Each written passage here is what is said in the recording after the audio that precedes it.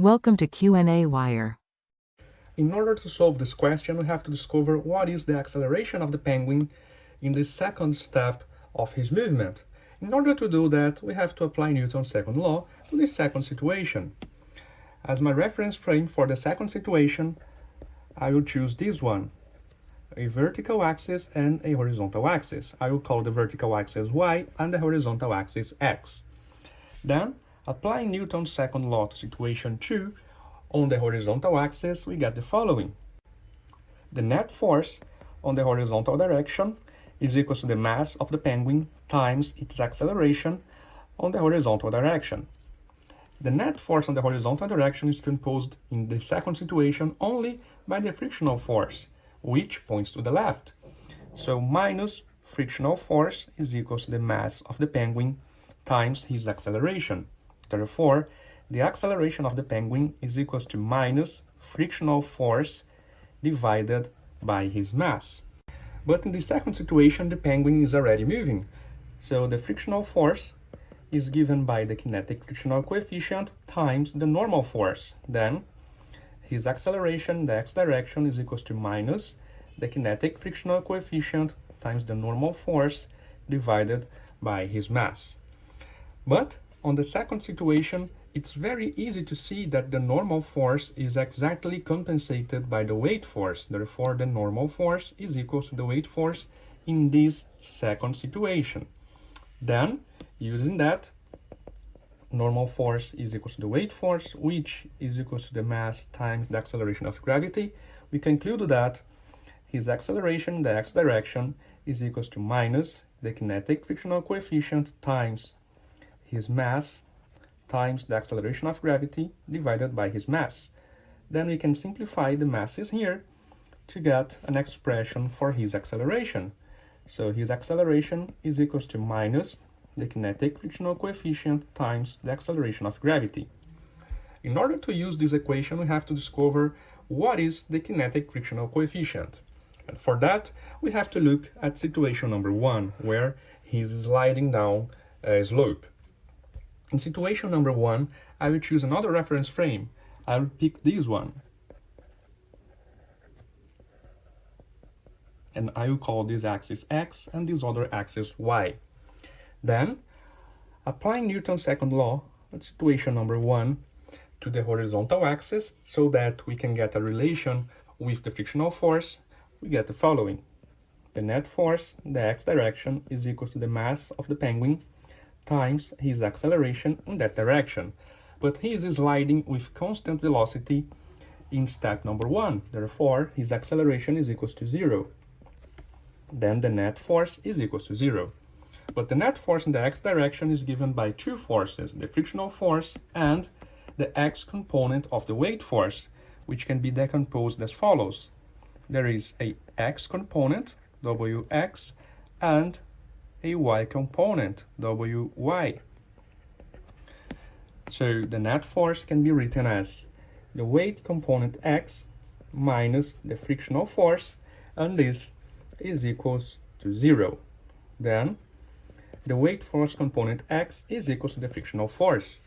Again, the frictional force in this situation is the kinetic frictional force.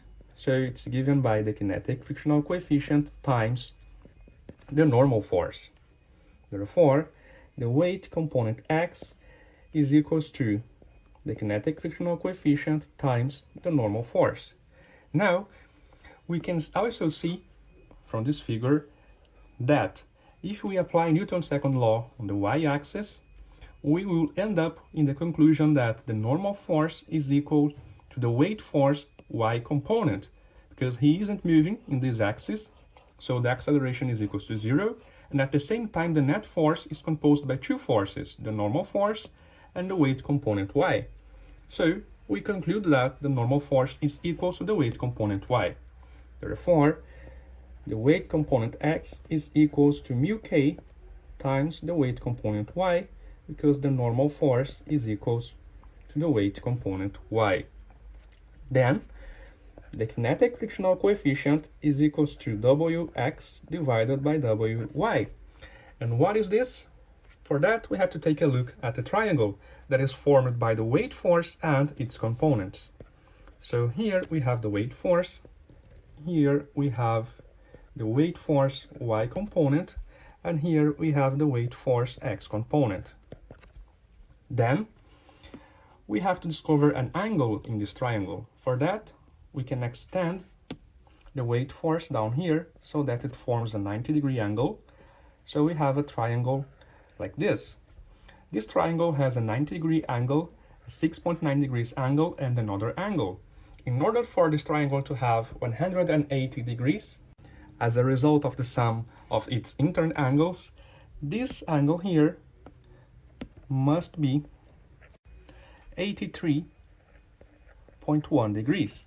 At the same time, this angle is also 90 degrees. Then, the intern angle that we have here must be such that when you add this angle and 83.1 degrees, you get 90 degrees. Therefore, this angle is also 6.9 degrees.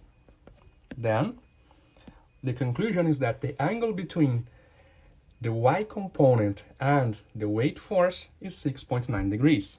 So this angle is 6.9 degrees. This is the weight force. Then, we can calculate the tangent of 6.9 degrees as follows.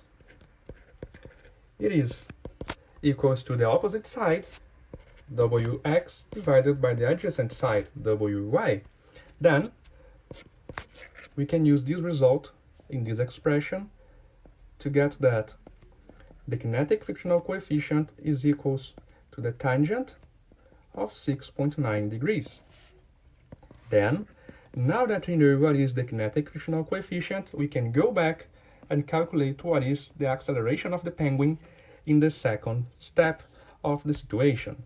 So his acceleration is equals to minus the tangent of 6.9 degrees times the acceleration of gravity, which is approximately 9.8 meters per second squared.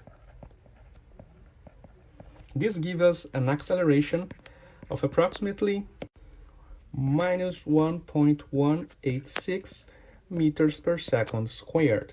This is the acceleration of the penguin.